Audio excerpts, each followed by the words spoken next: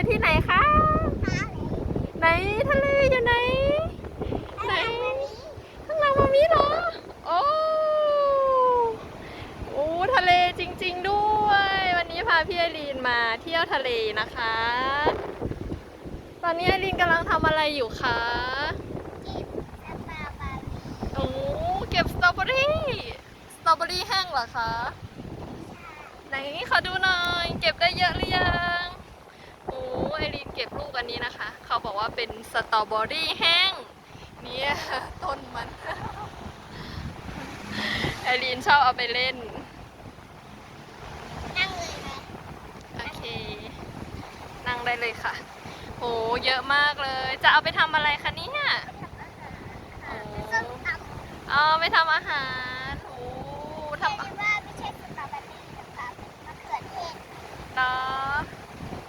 มะเขือเทศอะไรมาเยอะขนาดนี้ วันนี้เขาปักธงสีแดงก็คือธงสีแดงนี่คือน้ำแรงห้ามลงนะคะอันนี้ก็ไม่ลงเดี๋ยวเรามาเล่นทรายกันเฉยๆนะคะโอเคไหมลูกโอ้ได้เต็มถ้วยแล้วเดี๋ยวเอาไปทำอาหารกันดีกว่าค่ะไปโอเคตอนนี้ไม่ใส่แมสนะคะเพราะว่าเราไม่มีคนเลยเนี่ยอันนี้ไม่มีใครเลยเราก็เลยไม่ต้องใส่แมสก็ได้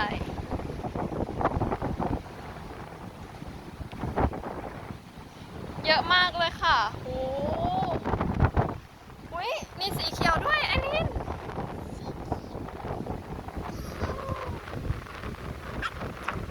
อเคโอเคได้ค่ะไอรินชอบทะเลไหมคะโอ้มีสีดำด้วย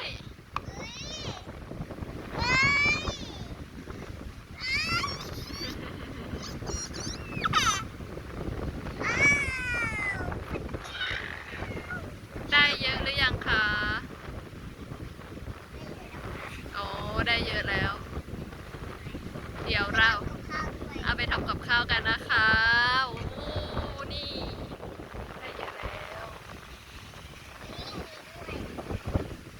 ยังมีอีกโอ้เยอะจังเลย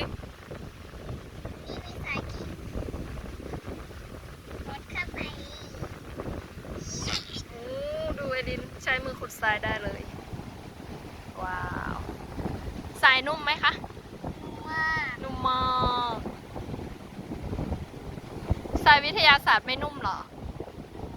นุ่มชอบอันไหนมากกว่าคะชอบ2 อัน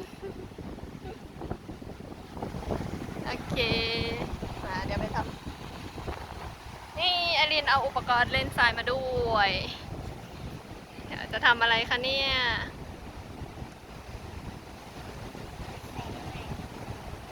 ขุดหลุมให้มันใส่ดิขุดหลุมให้มันใส่โอ้ขุดหลุมเชไปเลยมันคืออะไรคะอะไรทรายเข้าตาเหรอ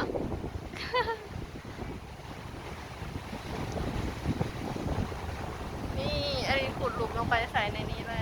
วนี่จะทำอะไรคะส้มตำเช